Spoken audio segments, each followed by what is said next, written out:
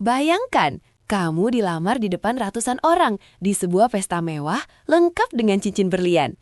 Air matamu menetes karena haru, tapi sedetik kemudian tunanganmu tertawa lepas dan berteriak, "Itu cuma prank, dasar bodoh."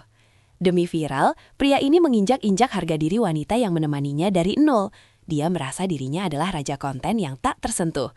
Tapi dia melupakan satu fakta fatal, bahwa selama ini dia hanyalah boneka, dan wanita yang baru saja dia hina adalah dalangga.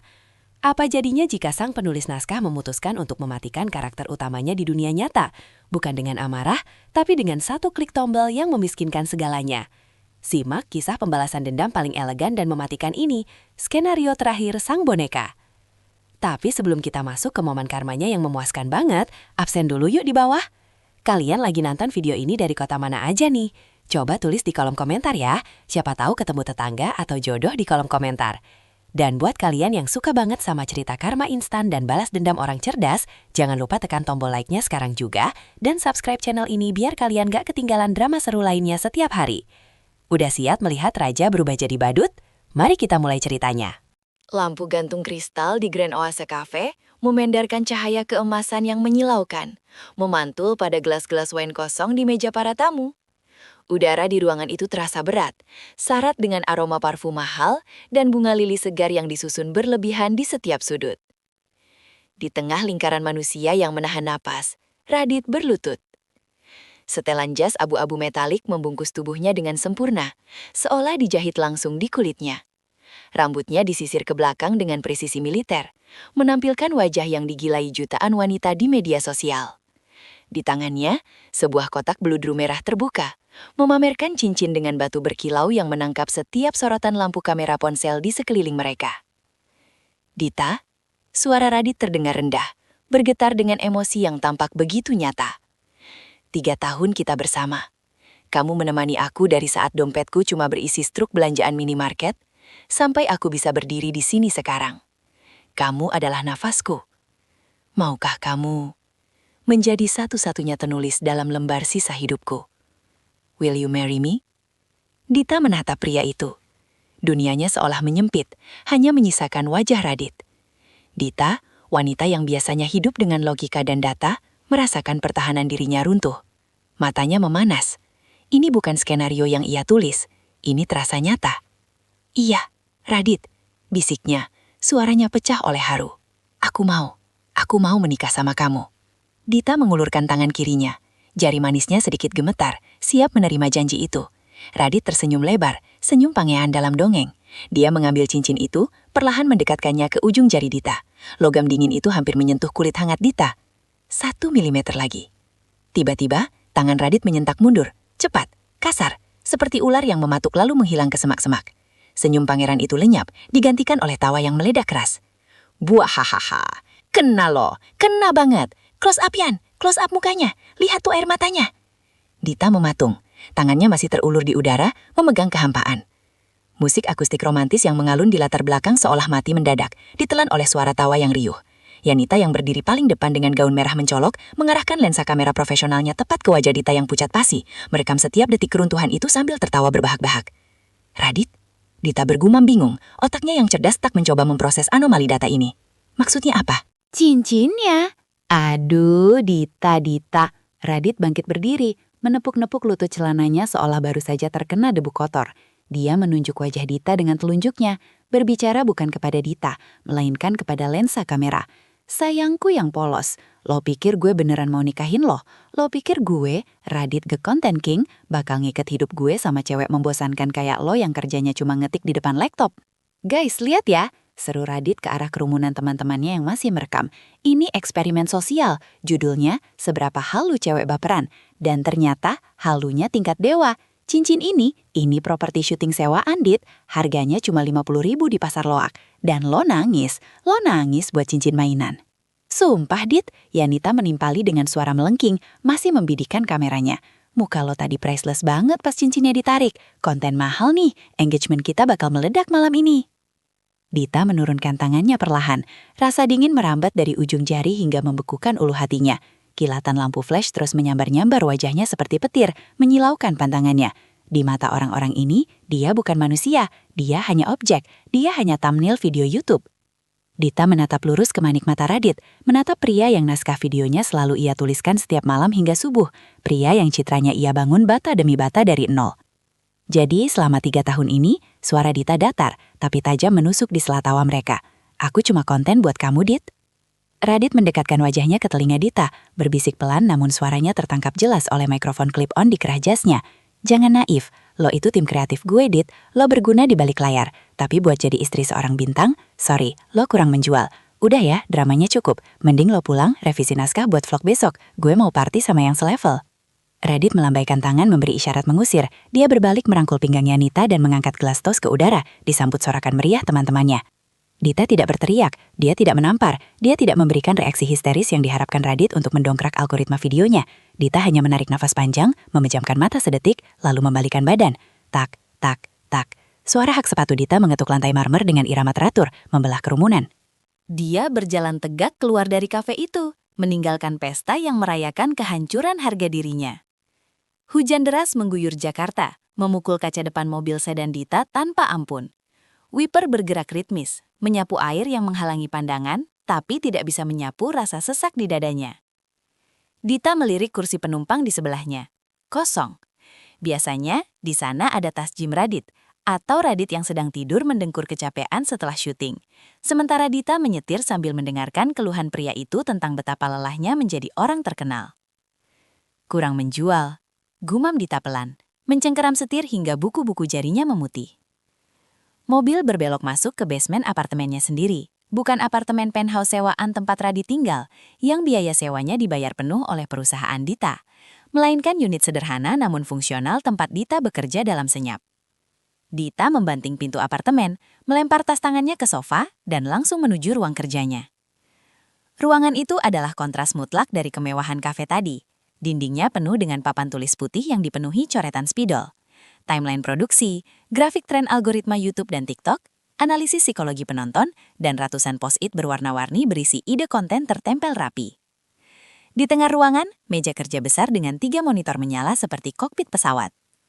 Dita menghempaskan tubuhnya ke kursi ergonomis. Dia menatap monitor utama yang masih menampilkan draft naskah video terbaru Radit. Dokumen itu berjudul, Vlog, Aku Beli Mobil Sport Baru Hasil Kerja Keras Sendiri. Sudut bibir Dita terangkat sedikit, sinis. Kerja keras, katanya. Tangan Dita bergerak cepat membuka laci meja paling bawah yang terkunci. Dia mengeluarkan sebuah map tebal berwarna biru tua. Tidak ada tulisan di sampulnya, tapi isinya adalah nyawa dari karir Radit. Dokumen hak kekayaan intelektual, Haki. Dita membalik halamannya satu persatu dengan gerakan kasar. Sertifikat format prank call yang melambungkan nama Radit, milik Dita. Hak cipta desain merchandise dan slogan Radit The Real, milik Dita. Bahkan skrip drama prank lamaran malam ini, Dita ingat betul, Radit pernah meminta ide tentang prank paling sadis buat mantan sebulan lalu. Dita menuliskan kerangkanya sebagai fiksi, tapi Radit menggunakannya untuk menghancurkan penciptanya sendiri di dunia nyata. Ponsel Dita di atas meja bergetar hebat, layarnya menyala terus-menerus. Notifikasi Instagram masuk bertubi-tubi seperti air bah. Radit Official menandai Anda dalam sebuah postingan. Gila, parah banget ekspresi ceweknya. Ngakak, Radit savage abis. Hahaha. Dasar cewek matre, syukurin di prank. Dita membaca komentar-komentar itu. Wajahnya diterangi cahaya biru layar monitor yang dingin. Anehnya, rasa sakit di dadanya perlahan menghilang, digantikan oleh sesuatu yang jauh lebih berbahaya. Kalkulasi. Kalian memuji bonekanya dan menertawakan dalangnya, bisik Dita. Baiklah. Jemarinya mulai menari di atas keyboard. Suara ketikan mekanikal memenuhi ruangan sunyi itu. Dia membuka file manajemen aset digital. Di layar terbuka dashboard admin ke semua akun Radit, YouTube, Instagram, TikTok, email bisnis, hingga akses mobile banking perusahaan cangkang yang ia buat khusus untuk mengelola uang jajan Radit. Klik. Dita tidak menghapus akunnya. Itu terlalu amatir. Dia masuk ke pengaturan keamanan, dia mengubah password, lalu dia mengubah email pemulihan. Terakhir, dia mengaktifkan verifikasi 2 langkah ke nomor ponsel barunya yang tidak diketahui Radit. Satu persatu akses Radit ke dunia mayanya terputus dalam diam. Kemudian Dita membuka draft email yang sudah ia siapkan untuk 3 brand besar yang dijadwalkan mentransfer uang pembayaran kontrak besok pagi senilai ratusan juta rupiah. Dita mengetik cepat.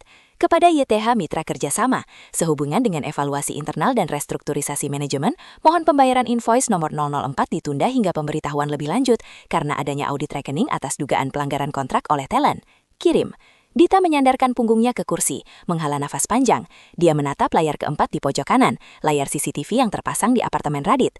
Akses yang dulu diminta Radit sendiri agar Dita bisa membangunkannya jika dia ketiduran sebelum syuting pagi. Di layar hitam putih itu terlihat Radit dan Yanita baru saja masuk ke apartemen penthouse itu. Mereka tertawa, melempar jas ke sofa dan membuka botol sampahnya, berdansa merayakan kemenangan konten mereka malam ini. Mereka tidak sadar, mereka sedang berdansa di dalam rumah yang pondasinya baru saja diledakkan. Dita berdiri, mengambil spidol merah permanen dan berjalan ke papan tulis besar di dinding. Papan itu berisi rencana konten Radit untuk bulan depan. Dia mencoret tulisan kolaborasi artis papan atas, dia mencoret tulisan tur keliling kota, dia mencoret tulisan launching merchandise eksklusif. Di tengah papan tulis yang kini penuh coretan merah seperti darah itu, Dita menulis satu kata dengan huruf kapital yang besar dan menekan. Realita. Ayo kita lihat Radit, gumam Dita sambil menutup spidolnya dengan bunyi klik yang tajam. Seberapa lucu hidup lo kalau gue berhenti nulis naskahnya? Cahaya matahari pagi yang terik menusuk masuk melalui celah tirai apartemen mewah di lantai 25 itu. Di atas meja kaca ruang tamu, botol-botol sisa pesta semalam masih berserakan, berdampingan dengan kotak pizza yang sudah dingin. Radit menggeliat di sofa kulit impornya. Kepalanya berdenyut hebat, sisa alkohol semalam masih menghantam saraf-sarafnya. Tangan kanannya secara refleks meraba-raba sela bantal sofa, mencari benda paling sakral dalam hidupnya, ponsel pintar. Layar menyala, jam 10.15 pagi. Radit tersenyum miring, matanya masih setengah terpejam. Biasanya, jam segini notifikasi Instagramnya sudah meledak. Dia membayangkan ribuan komentar memuji kejeniusan pranknya, DM dari brand yang berebut ingin kerjasama, dan tentu saja angka followers yang meroket. Dia membuka aplikasi Instagram dengan jempol yang penuh antisipasi. Loading. Lingkaran buffer berputar di tengah layar. Radit mengerutkan kening. Wi-Fi lemot banget sih, gumamnya serak. Dia menggeser panel notifikasi, mematikan Wi-Fi, dan beralih ke data seluler 5G. Masih berputar. Lalu, layar berkedip sekali, sebuah kotak pesan muncul. Kotak abu-abu kecil dengan tulisan merah yang dingin, sesi Anda telah berakhir, harap masuk kembali. Hah? Kok logout sendiri? Radit mendengus kesal, mengubah posisi duduknya menjadi tegak. Jari-jarinya dengan cepat mengetikkan kata sandi. Kata sandi yang dia pakai sejak 3 tahun lalu, yang dibuatkan oleh Dita agar mudah diingat. Radit Raja Konten 123. Kata sandi salah. Jantungnya berdetak sedikit lebih cepat. Mungkin salah ketik karena jari masih kaku bangun tidur. Dia mencoba lagi, pelan-pelan, mengeja setiap huruf dalam hati. Radit, Raja, kata sandi salah. Keringat dingin mulai merembes di pelipisnya. Radit buru-buru menekan tombol lupa kata sandi. Pesan konfirmasi muncul. Kode verifikasi telah dikirim ke nomor yang berakhiran 88. Mata Radit membelalak. Nomornya berakhiran 11, selalu 11. Nomor siapa yang berakhiran 88? Sialan? Dia melempar ponselnya ke sofa dan berlari ke kamar tidur utama. PC gaming seharga puluhan juta itu menyala, menampilkan wajahnya sendiri yang sedang tersenyum lebar memegang piala penghargaan. Dia membuka browser, jari-jarinya gemetar saat mencoba masuk ke email bisnisnya. Email krusial yang berisi semua kontrak kerjasama, semua tagihan, dan akses ke dompet digital. Kata sandi salah, email pemulihan telah diubah 4 jam yang lalu. Yanita, teriak Radit, suaranya pecah karena panik. Pintu kamar mandi terbuka, uap hangat mengepul keluar. Yanita muncul sambil menggosok rambutnya yang basah dengan handuk. Wajahnya terlihat segar dan berseri-seri sehabis mandi air hangat. Kenapa sih, Dit? Pagi-pagi udah teriak kayak orang kesurupan. Tetangga denger tahu? Keluh Yanita santai. Lo ada ubah password IG gue nggak? Atau email gue? Yanita menatapnya bingung. Tangannya berhenti menggosok rambut. Ngapain gue ubah? Gue kan nggak tahu password lo.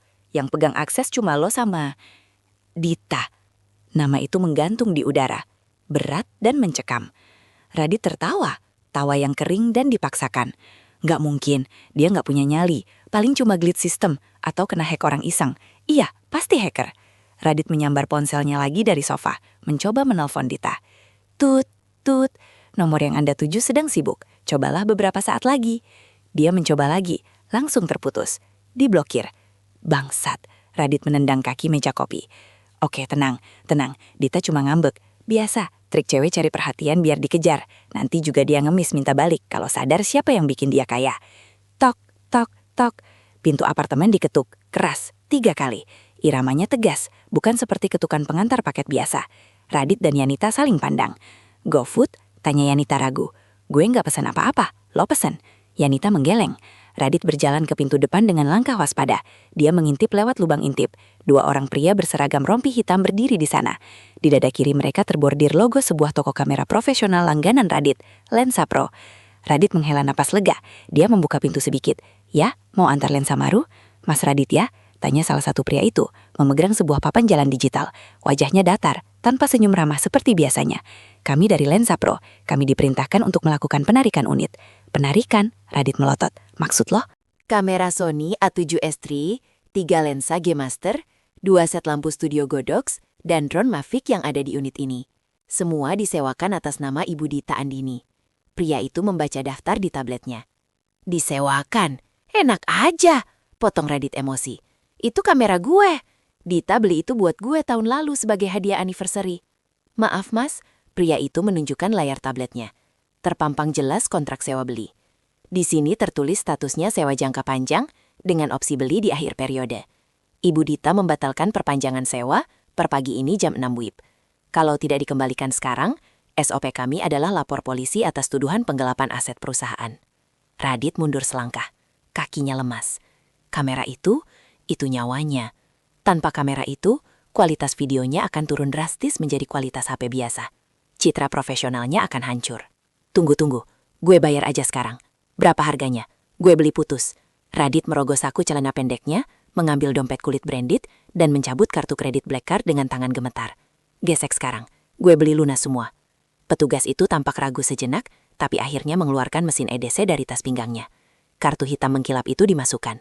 Radit menekan pin dengan angkuh, melirik Yanita yang berdiri di belakangnya untuk menunjukkan bahwa dia masih punya kuasa, bahwa dia masih deking. Processing. Layar EDC berkedip. Bip, bip, bip. Bunyi pancang dan menyakitkan. Decline. Call bank. Coba lagi! Bentak Radit. Suaranya meninggi. Itu limitnya 1 miliar. Mesin lo yang rusak. Petugas itu menghela napas. Mencoba sekali lagi. Hasilnya sama. Decline. Wajah Radit memerah padam. Urat lehernya menonjol. Dia baru ingat satu fakta kecil yang selama ini dia abaikan. Kartu hitam di tangannya itu adalah kartu tambahan. Rekening induknya atas nama Dita. Maaf mas, barangnya harus kami bawa. Sekarang. Kata petugas itu tegas, memberi isyarat pada rekannya untuk masuk. Dalam 10 menit yang menyiksa, Radit hanya bisa berdiri mematung di sudut ruangan. Dia menonton mainan-mainan mahalnya dipreteli satu persatu. Kamera dicabut dari tripod, lensa dimasukkan ke kotak pelindung, lampu studio dilipat. Apartemen itu mendadak terasa kosong dan sunyi. Yanita duduk di ujung sofa. Dia tidak lagi memegang handuk. Matanya menatap Radit, tapi tatapan memuja semalam sudah hilang, digantikan oleh kilatan kalkulasi dingin. Dit, suara Yanita pelan. Itu kamera buat syuting endorse produk skincare Lusa kan? Kontraknya 50 juta. Pakai HP lo dulu bisa kan? Jawab Radit cepat, mencoba menutupi rasa malunya dengan nada tinggi.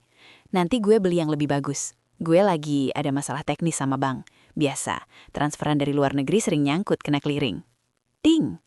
Ponsel Yanita di meja berbunyi. Notifikasi email masuk. Yanita mengambil ponselnya. Matanya bergerak cepat membaca layar. Wajahnya berubah pucat. Dit! Suaranya bergetar. Manajer brand X baru email gue. Bagus dong, mereka mau nambah kontrak. Tanya Radit penuh harap. Mereka membatalkan kontrak sepihak. Yanita membacakan isi email itu dengan suara tercekat. Katanya ada laporan klaim hak cipta atas konsep konten yang mau kita buat. Naskah iklannya ternyata sudah didaftarkan hakinya oleh pihak lain pagi ini. Mereka nggak mau ambil risiko hukum. Dan mereka minta pengembalian uang muka yang udah lo pakai buat bayar sewa apartemen ini. Haki apaan? Itu ide gue. Teriak Radit, menyambar ponsel Yanita untuk membaca sendiri. Dit, Yanita menatapnya tajam, menuntut jawaban. Siapa yang nulis naskah iklannya? Jujur sama gue. Radit terdiam. Mulutnya terbuka tapi tidak ada suara yang keluar. Ingatannya melayang ke minggu lalu. Di meja makan apartemen ini, Dita duduk dengan laptopnya, mengetik naskah itu kata demi kata sambil menyuapi Radit makan malam. Karena Radit sibuk main game. Gue harus ke rumah Dita, sekarang. Desis Radit. Matanya gelap. Cewek itu benar-benar minta dihajar. Dia pikir dia siapa main-main sama gue. Dia pikir gue nggak bisa hidup tanpa dia. Radit menyambar kunci mobil di atas meja. Dia berlari keluar apartemen tanpa mengganti celana pendeknya, menuju lift basement. Di basement yang lembab, mobil sport merah 2 pintu miliknya terparkir manis di slot khusus VIP. Lambang kesuksesannya, bukti bahwa dia sudah berhasil. Dia menekan tombol unlock di kuncinya. Hening. Tidak ada bunyi bip-bip, lampu mobil tidak berkedip. Dia menekan lagi, berkali-kali. Semakin keras. Jempolnya sakit menekan tombol plastik itu. Nihil. Mobil itu mati total. Dia mencoba membuka pintu secara manual dengan kunci fisik, tapi begitu pintu terbuka sedikit, alarm mobil langsung meraung-raung. Wiu, wiu, wiu. Suaranya memekakan telinga, bergema di dinding beton basement. Satpam parkir berlarian mendekat dari pos jaga. Mas Radit, tolong matikan alarmnya. Mengganggu penghuni lain. Kuncinya rusak, Pak. Nggak mau nyala. Teriak Radit panik, mencoba menyalakan mesin. Tapi dashboard mobil itu gelap gulita. Di layar GPS mobil, hanya ada satu tulisan berkedip merah. Access denied. Asset lock by leasing. Maaf mas, kata satpam itu setelah mengecek tablet yang dibawanya. Mobil ini, sistemnya baru saja dikunci jarak jauh oleh pihak leasing. Ada perintah penarikan unit karena pembatalan penjamin utama kredit.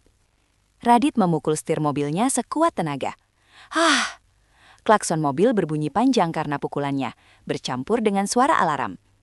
Radit keluar dari mobil, membanting pintunya. Dia berdiri di sana, di tengah basement yang dingin, dikelilingi satpam yang menatapnya dengan pandangan kasihan bercampur curiga. Tanpa uang, tanpa kendaraan, tanpa akses ke dunianya. Di tengah kebisingan itu, sebuah realita pahit menghantam Radit tepat di ulu hati. Selama ini dia merasa seperti raja yang berdiri gagah di puncak gunung. Tapi ternyata gunung itu buatan Dita, dan Dita baru saja meledakkan puncaknya, membiarkan Radit terjun bebas tanpa parasut. Radit merosot duduk di lantai beton yang berminyak. Napasnya memburu. Pikirannya berpacu liar mencari jalan keluar, mencari cara untuk membalikan keadaan. Oke Dita, desisnya pelan. Matanya menyala dengan kebencian yang murni. Lo mau main kasar? Kita main kasar. Lo lupa, gue punya jutaan followers, gue punya suara. Lo cuma hantu di balik layar. Gue bakal bikin lo nyesel udah lahir. Radit mengeluarkan ponselnya, satu-satunya benda yang masih ia miliki, meski tanpa akses ke akun utamanya. Dia membuka kamera, mode selfie. Dia mengacak-acak rambutnya agar terlihat frustrasi. Dia memencet hidungnya agar memerah. Lalu, dengan kemampuan akting yang selama ini dipuji Dita, dia meneteskan air mata buatan dan menekan tombol rekam. Halo guys, suaranya dibuat serak, pecah, penuh luka. Gue nggak nyangka harus bikin video ini. Gue hancur banget. Gue harus jujur sama kalian semua tentang sifat asli Dita. Perang baru saja dimulai, dan Radit, sang aktor watak, siap memainkan peran terbaik dalam hidupnya, sang korban yang teraniaya. Video itu terunggah. Radit menatap layar ponsel Yanita, satu-satunya akses yang tersisa, dengan napas tertahan. Di layar, loading bar biru bergerak perlahan menuju angka 100%. Judul videonya provokatif.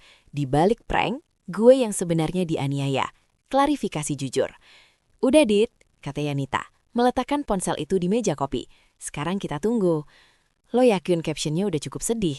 Tanya Radit, menggigit kukunya. Kebiasaan lamanya saat gugup, yang selama ini selalu dilarang Dita karena tidak fotogenik. Udah Radit, wanita yang gue percaya ternyata monster yang mau menguasai hidup gue. Itu udah killer banget kalimatnya. Netizen Indonesia paling lemah sama cerita cowok ganteng yang dizolimi cewek dominan. 1 menit berlalu, notifikasi pertama muncul. Ting, semangat Bang Radit, kita tahu lo orang baik. Ting, gila sih mantan lo, posesif banget sampai ambil kamera segala. Ting, #save Radit. Senyum Radit merekah perlahan, lalu melebar hingga menampilkan gigi putih hasil veneer mahalnya. Dia menyambar ponsel itu, men-scroll kolom komentar dengan rakus. Ribuan dukungan mengalir deras. Dalam 10 menit, videonya sudah ditonton 50.000 orang di akun kedua yang baru ia buat. Lihat Yan, seru Radit, matanya berbinar gila. Gue masih punya power, persetan sama akun utama. Gue bisa bangun kerajaan baru dari nol. Dita pikir dia bisa matiin gue. Gue ini Phoenix. Radit berdiri, menyisir rambutnya dengan jari.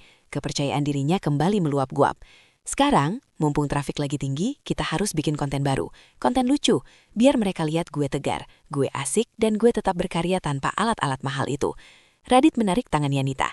Ayo, kita bikin sketsa komedi yang kemarin Dita tolak, yang tentang pacar versus game. Itu pasti lucu banget. Yanita tampak ragu. Tapi Dit, naskahnya kan belum jadi. Dita bilang idenya masih mentah, punchline-nya belum dapat. Halah, komedi itu soal spontanitas Yan. Dita itu terlalu kaku, makanya hidupnya ngebosenin. Ikutin arahan gue, pakai lampu ruang tamu aja, geser sofanya biar terang.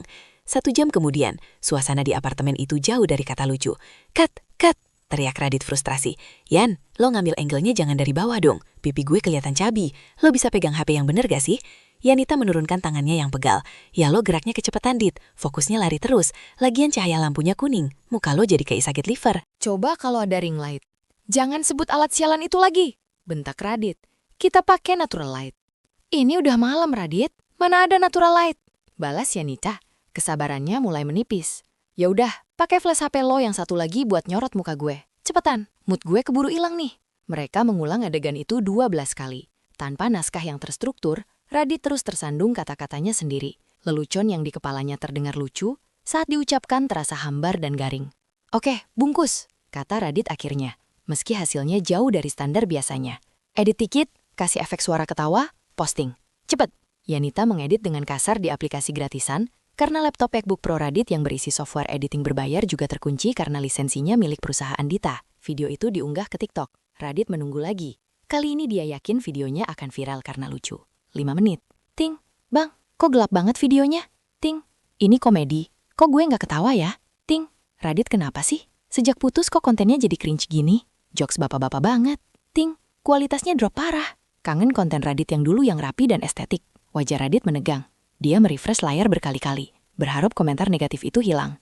Tapi yang muncul justru semakin banyak. Fix, ternyata emang Dita otaknya. Radit cuma modal tampang. Radit melempar bantal sofa ke dinding. Mereka nggak ngerti seni. Ini gaya raw, gaya candid. Dita udah ngeracunin otak mereka pakai standar visual yang nggak perlu. Yanita duduk diam di pojok sofa. Dia membaca komentar-komentar itu. Bukan di HP Radit, tapi di HP-nya sendiri. Matanya terpaku pada sebuah DM yang baru masuk dari sesama influencer. DM dari @siskagram. Yan, lo beneran masih nempel sama Radit? Hati-hati loh. Gue dengar dari orang dalam agensi, nama Radit udah di blacklist sama 3 brand gede sore ini. Katanya dia bermasalah hukum soal penggelapan aset. Jangan sampai lo ke bawah tenggelam, Beb. Brand kosmetik yang mau pakai lo bulan depan lagi mikir ulang gara-gara lo ada di video klarifikasi Radit tadi. Yanita menelan ludah. Tangannya dingin. Dia menatap Radit yang sedang mondar-mandir sambil memaki-maki netizen di ruangan itu. Pria itu tidak terlihat seperti raja konten lagi. Dia terlihat seperti orang gila yang berteriak pada tembok. Dit, panggil Yanita pelan. Apa? Sentak Radit.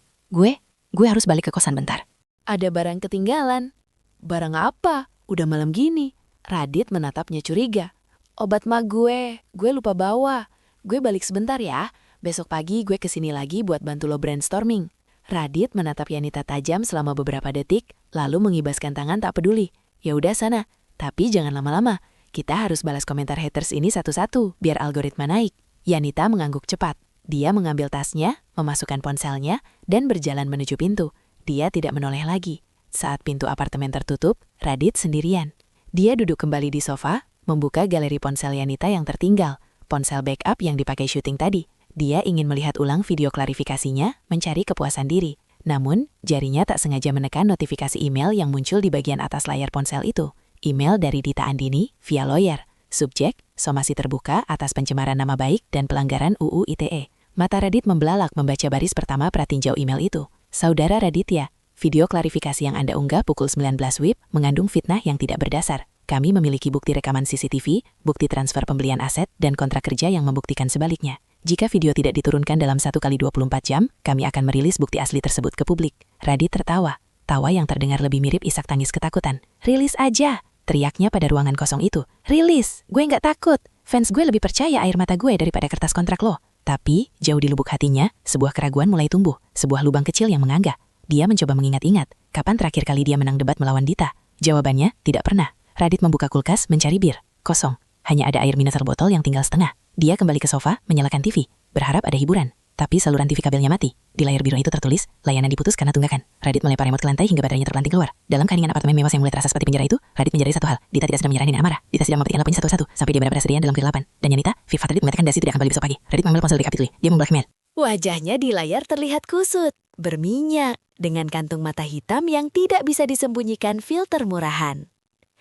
Gue harus ngelakuin sesuatu yang besar, bisiknya. Sesuatu yang gak bisa di-copywriter sama Dita. Sesuatu yang live. Jempolnya melayang di atas tombol Go Live. Besok malam, gue bakal bongkar semuanya secara live. Biar semua orang lihat siapa Dita sebenarnya tanpa bisa diedit. Dia tidak sadar bahwa keputusan itu adalah langkah terakhir menuju jurang yang sudah digali Dita dengan sangat rapi. Malam itu, jam digital di dinding apartemen menunjukkan pukul 19.55 WIB. Radit duduk di depan sebuah meja lipat yang ia temukan di gudang apartemen. Di belakangnya, ia memasang selembar kain hitam bekas gorden untuk menutupi kondisi apartemen yang mulai berantakan. Penerangannya seadanya, 2 buah lampu belajar yang ia pinjam dari tetangga unit sebelah dengan alasan listrik konslet, dan ring light kecil murahan yang ia beli di minimarket. Di hadapannya, 3 buah ponsel tersusun di atas tumpukan buku tebal sebagai tripod darurat. 1 untuk Instagram Live, 1 untuk TikTok Live, dan 1 untuk YouTube Live. Radit menarik nafas panjang. Dia mengenakan kemeja putih polos yang sengaja dibiarkan sedikit kusut, lengan digulung tidak rapi. Rambutnya tidak ditata pomade, dibiarkan jatuh menutupi dahi. Tampilan korban depresi yang sempurna. Ini panggung gue, bisiknya pada diri sendiri. Di sini, gue rajanya. Nggak ada naskah Dita, nggak ada editing Dita, murni karisma gue. Jam 20 WIB. Radit menekan tombol Go Live secara bersamaan di ketiga ponsel. Sinyal on air menyala merah. Dalam hitungan detik, angka penonton melonjak gila-gilaan. 10.000, 50.000, 100.000. Drama Radit versus Dita telah menjadi isu nasional selama 24 jam terakhir dan semua orang haus akan darah. Halo semuanya, suara Radit pelan, berat dan penuh beban. Dia menatap lensa kamera dengan mata yang sengaja dibuat berkaca-kaca. Gue nggak tahu harus mulai dari mana. Hidup gue hancur, guys. Radit memulai monolognya. Dia bercerita tentang bagaimana dia ditipu, tentang bagaimana Dita memaksanya menandatangani kontrak-kontrak yang tidak dia mengerti, tentang bagaimana Dita mengontrol siapa yang boleh dia temui. Ceritanya mengalir lancar, campuran antara kebohongan dan delusi yang dia percayai sendiri. Kolom komentar bergerak sangat cepat, penuh dengan emoji menangis dan dukungan. Jahat banget sih ceweknya. Hukum karma berlaku, Bang. Kita kawal Radit sampai bangkit. Radit tersenyum tipis di balik tundukan kepalanya. Ini dia, pikirnya. Gue menang, opini publik ada di tangan gue. Dan yang paling sakit, lanjut Radit, suaranya mulai meninggi dengan emosi. Dia bilang gue nggak punya bakat. Dia bilang semua ide itu punya dia. Padahal kalian saksinya. Kalian yang lihat gue ngelucu. Kalian yang lihat gue nge-rap. Kalian yang lihat gue acting. Itu murni dari jiwa gue. Tiba-tiba, layar YouTube Live di ponsel tengah berkedip. Bukan glitch sinyal. Gambar wajah Radit mengecil ke pojok kanan bawah, digantikan oleh sebuah tampilan layar desktop komputer. Penonton bingung. Loh kok berubah? Ini Radit mau share screen. Radit yang sedang asyik acting menangis tidak sadar karena dia tidak melihat layar ponselnya. Dia masih terus bercerita. Gue ingat banget, gue begadang semalaman nulis skrip video prank ojol yang viral itu. Di layar share screen yang kini ditonton 200.000 orang, sebuah jendela chat WhatsApp terbuka. Tanggalnya sesuai dengan waktu video prank ojol dibuat setahun lalu. Di chat itu, nama kontaknya adalah Radit My Project. Radit, Dit, tolongin gue. Besok deadline video sponsor. Gue buntu parah. Otak gue kosong. Bikinin skrip dong, please. Dita, lagi. Kan kamu bilang mau coba nulis sendiri kali ini. Susah anjir, gue gak bakat nulis. Lo aja yang nulis, gue yang bacain. Cepetan ya, gue mau tidur, ngantuk. Penonton mulai bereaksi liar. Wait, itu chat apaan? Anjir, dia minta dibikinin. Radit akhirnya melirik ke layar karena notifikasi komentar yang tiba-tiba berubah nada. Matanya membelalak melihat chat pribadinya terpampang jelas. Apa ini? Siapa yang ngehack? Radit panik, mencoba menyentuh layar ponselnya, tapi kontrolnya terkunci. Sebuah suara wanita terdengar, jernih, tenang, dan dingin. Bukan dari speaker ponsel Radit, tapi mengambil alih jalur audio siaran langsung itu. Selamat malam, Radit. Itu suara Dita. Radit terlonjak dari kursinya menabrak meja lipat hingga ring lightnya bergoyang-goyang. Dita, lo apain akun gue? Matikan sekarang. Kamu bilang kamu begadang nulis skrip itu, Dit? Suara Dita terdengar santai seolah sedang presentasi bisnis. Mari kita lihat buktinya. Di layar sebuah rekaman audio diputar. Suara Radit direkam diam-diam. Anjir, panjang banget dialognya. Gue males ngafalin ya, Dit. Lo tulis di papan tulis gede aja di belakang kamera. Ntar gue baca. Kalau gue salah baca, lo edit aja biar kelihatan pintar. Dunia maya meledak. Radit pucat pasi. Itu editan. Itu deepfake. Jangan percaya, guys. Teknologi zaman sekarang canggih. Deepfake, suara Dita tertawa kecil. Baiklah, mari kita lihat sesuatu yang tidak bisa di-fake. Mari kita lihat kemampuan improvisasimu yang legendaris itu. Layar berubah lagi menampilkan sebuah dokumen kosong. Kursor berkedip-kedip. Radit, tantang Dita. Sekarang, di depan ratusan ribu orang ini, tante aku, tante naskah. Coba buat satu joke. Satu lelucon cerdas tentang situasi ini. Sekarang, aku kasih waktu 1 menit. Hening. Radit menatap kamera. Matanya bergerak liar. Otaknya kosong melompong. Biasanya, Dita akan membisikkan punchline lewat earpiece atau memberinya kode tangan. Sekarang, hanya ada dia dan kesunyian yang memekakkan telinga. Radit tergagap. Keringat sebesar biji jagung menetes di dahinya. Jadi, ada orang masuk bar. Lelucon usang, klise. Terus, dia pesan es teh. Radit berhenti. Dia tidak tahu kelanjutannya. Dia mencoba tersenyum, tapi bibirnya bergetar hebat. Dia terlihat seperti rusa yang tertangkap lampu sorot truk. Bingung, ketakutan, dan bodoh. Detik demi detik berlalu. Angka penonton semakin naik, tapi bukan untuk mendukung. Mereka menonton sebuah kecelakaan kereta api yang mengerikan. Komentar berubah menjadi brutal. Garing banget woi. Sumpah, dia beneran gak bisa ngapa-ngapain tanpa Dita. Boneka putus tali. Cringe parah. Waktu habis, kata Dita dingin. Layar kembali menampilkan wajah Dita.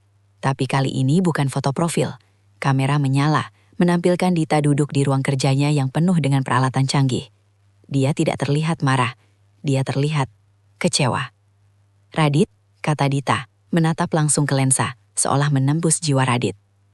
Aku gak pernah minta kredit. Aku gak pernah minta tampil. Aku cuma minta kamu menghargai. Tapi kamu malah menghina orang yang mengisi kepalamu dengan otak. Mulai detik ini, aku menarik semua aset intelektualku. Namamu, format videomu, bahkan persona anak muda sukses yang kamu banggakan itu. Semuanya ciptaanku. Dan sekarang, aku ambil kembali. Dita menekan satu tombol di keyboardnya. Klik. Ketiga siaran langsung di ponsel Radit mati serentak. Layar menjadi hitam. Akun-akun itu lenyap. Di apartemen yang remang-remang itu, Radit berdiri mematung dalam kegelapan. Hanya suara nafasnya yang memburu yang terdengar. Ponsel pribadinya, yang nomornya baru dia aktifkan, berdering. Satu pesan masuk dari Yanita. Yanita, Dit, jangan hubungin gue lagi. Gue udah blok lo. Gue gak mau kena imbas kebodohan lo barusan. Bye. Radit menjatuhkan diri ke lantai. Kakinya tidak kuat lagi menopang tubuhnya. Bukan karena dia miskin. Bukan karena dia tidak punya mobil. Tapi karena jutaan orang baru saja melihatnya telanjang. Mereka melihat bahwa di balik baju mahal dan senyum menawan itu, tidak ada apa-apa. Kosong. Radit meraung. Suara teriakan frustrasi yang panjang dan menyakitkan menggema di dinding apartemen yang sebentar lagi juga akan diambil darinya. Dia bukan lagi raja, dia bahkan bukan lagi pangeran. Dia hanyalah properti bekas yang sudah tidak terpakai. 1 bulan kemudian. Kamar kos berukuran 3 kali 4 meter itu terasa pengap. Dindingnya dicat biru muda yang sudah mengelupas di beberapa bagian. Kontras sekali dengan wallpaper marmer elegan di apartemen penthouse dulu. Kipas angin kecil berputar malas di sudut ruangan, berusaha mengusir hawa panas Jakarta siang itu. Radit duduk di lantai, bersila di depan ring light bekas yang kakinya diganjal selotip. Dia mengenakan kaos oblong yang kerahnya sudah melar. Rambutnya gondrong tak beraturan, mencuat ke sana kemari karena tak lagi tersentuh pomade mahal atau tangan hairstylist pribadi. Dia menatap layar ponsel retak di depannya, aplikasi TikTok terbuka. Oke, 1, 2, 3, gumamnya, menyemangati diri sendiri. Dia menekan tombol rekam. Halo guys, balik lagi sama gue Radit The Real, teriaknya dengan energi yang dipaksakan. Matanya melotot, senyumnya lebar tapi tak mencapai mata. Hari ini gue mau review makanan lagi nih. Kali ini gue makan nasi bungkus pakai garam doang. Haha, relate banget kan sama anak kos? Yuk kita coba. Radit menyuapkan nasi itu dengan tangan, mengunyahnya sambil membuat ekspresi berlebihan. Wah, gila, rasanya asin-asin gurih gimana gitu. Kalian wajib coba. Video selesai, dia mengunggahnya. Dalam hitungan detik, notifikasi masuk. Radit membukanya dengan jari gemetar, berharap ada keajaiban, berharap ada yang rindu padanya. Komentar 1, Bang, tutor jadi boneka dong. Komentar 2, Dih, maksa banget asiknya, kelihatan stresnya. Komentar 3, Dulu makan steak, sekarang makan garam. Definisi roda berputar, semangat ya Bang Boneka. Komentar 4, Garing, kangen konten zaman Dita, ini mah sampah. Radit tidak marah, dia sudah tidak punya energi untuk marah. Dia justru tertawa kecil membaca komentar-komentar itu. Gak apa-apa, bisiknya pada ruangan kosong itu. Yang penting viewsnya naik, yang penting ada engagement. Iklan judi slot masih mau bayar gue kalau viewsnya tinggi. Dia telah menjadi sesuatu yang dulu paling dia benci, badut. Orang-orang tidak lagi menontonnya karena kagum, mereka menontonnya untuk menertawakan kehancurannya. Dia adalah meme berjalan, sebuah lelucon nasional tentang kegagalan. Pintu kamar kos diketuk pelan. Ibu kos berdiri di sana dengan wajah masam. Mas Radit, uang sewa bulan ini gimana? Udah telat 3 hari. Iya bu, sebentar lagi. Radit memohon dengan wajah memelas. Wajah yang dulu bisa meluluhkan hati jutaan wanita, kini tak mempan pada ibu kos paruh baya itu. Nunggu endorse cair bu, besok ya. Besok-besok terus. Awas ya kalau lusa nggak bayar, barang-barang saya keluarin. Pintu dibanting. Radit menghalang napas panjang. Dia kembali menatap layar ponselnya. Di feed Instagram, sebuah postingan dari akun gosip terkenal lewat di beranda. Fotonya menampilkan sebuah acara penghargaan industri kreatif bergengsi semalam. Di foto itu, Dita berdiri di atas podium. Dia mengenakan blazer hitam formal, terlihat sangat berwibawa dan dewasa. Di tangannya, dia memegang piala emas. Bukan piala influencer terfavorit hasil voting fans fanatik, tapi piala Campaign of the Year untuk sebuah iklan layanan masyarakat yang viral dan menyentuh hati. Radit pembaca captionnya. Dita Andini, CEO dari Andini Creative Lab, menerima penghargaan atas dedikasinya mengangkat talenta-talenta muda berbakat tanpa gimmick. Di foto slide kedua, terlihat Dita sedang tertawa lepas bersama timnya. Di sampingnya berdiri seorang pemuda tampan, talent baru agensinya. Pemuda itu menatap Dita dengan tatapan hormat, bukan tatapan merendahkan. Jari Radit melayang di atas tombol like. Dia ragu. Lalu dia beralih ke tombol message. Dia mulai mengetik. Dit, selamat ya, hebat banget kamu sekarang. BTW, aku kangen masa-masa kita brainstorming bareng. Mungkin, kalau kamu butuh talent senior buat ngelatih anak-anak baru, aku bisa bantu. Aku udah berubah, Dit. Bales ya. Radit menatap pesan itu lama. Harga dirinya sudah benar-benar habis. Dia hanya ingin kembali ke masa lalu. Ke masa di mana dia merasa aman di bawah perlindungan otak jenius wanita itu. Kirim. Tanda centang 1. Lalu centang 2 abu-abu. Radit menahan napas. Jantungnya berdegup kencang. Dia baca. Dia online. Centang itu berubah biru. Status di bawah nama Dita berubah menjadi typing. Radit tersenyum lebar. Harapan membuncah di dadanya. Dita pasti masih peduli. Dita pasti tidak tega melihatnya begini. Dita akan membalasnya. Mungkin memarahinya sedikit, lalu menyuruhnya datang ke kantor. Status typing itu bertahan selama 10 detik, lalu hilang. Pesan balasan tidak pernah muncul. Sebaliknya, foto profil Dita tiba-tiba menghilang, berubah menjadi siluet abu-abu polas. Tanda centang di pesan Radit hilang. Namanya tidak bisa diklik. User not found.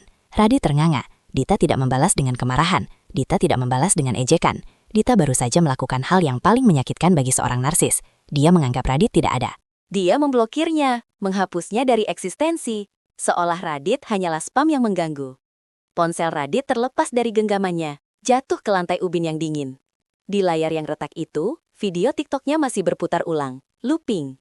Suara tawanya sendiri terdengar menggema di ruangan sempit itu, terdengar kosong dan menyedihkan. Sementara itu, di sebuah gedung perkantoran di Jakarta Selatan. Dita meletakkan ponselnya di atas meja rapat dengan layar menghadap ke bawah. Wajahnya tenang, tidak ada ekspresi kemenangan yang berlebihan, hanya rasa lega yang ringan. "Siapa Mbak? Penting?" tanya Raka, kreatif director barunya yang sedang mempresentasikan storyboard. "Bukan siapa-siapa," jawab Dita sambil tersenyum tulus. "Cuma pesan spam, iklan obat peninggi badan?" Seisi ruangan tertawa renyah. "Oke, lanjut Raka," kata Dita, menunjuk layar proyektor. "Konsep kamu bagus, tapi di scene ketiga, kita butuh emosi yang lebih raw. Jangan terlalu dipoles. Penonton sekarang pintar, mereka bisa bedain mana yang tulus, mana yang akting." "Siap Mbak Dita, kita revisi naskahnya sekarang." Dita menyandarkan punggungnya di kursi kulit yang nyaman. Dia melihat keluar jendela kaca besar, menatap langit Jakarta yang biru. Dia teringat Radit sekilas, seperti mengingat mimpi buruk yang sudah lama berlalu. Dulu, dia menghabiskan seluruh energinya untuk membuat sebuah boneka terlihat hidup. Dia menarik benang, menggerakkan tangan dan mengisi suara. Sekarang, dia sadar, dia tidak butuh boneka. Dia adalah panggungnya itu sendiri. Dita mengambil pulpennya, lalu menandatangani dokumen persetujuan proyek baru yang bernilai miliaran rupiah. Tanda tangannya tegas dan mantap. Skenario terakhir sudah selesai ditulis, tirai sudah ditutup, dan untuk pertama kalinya dalam hidupnya, Dita tidak sabar menunggu babak baru yang ia tulis untuk dirinya sendiri.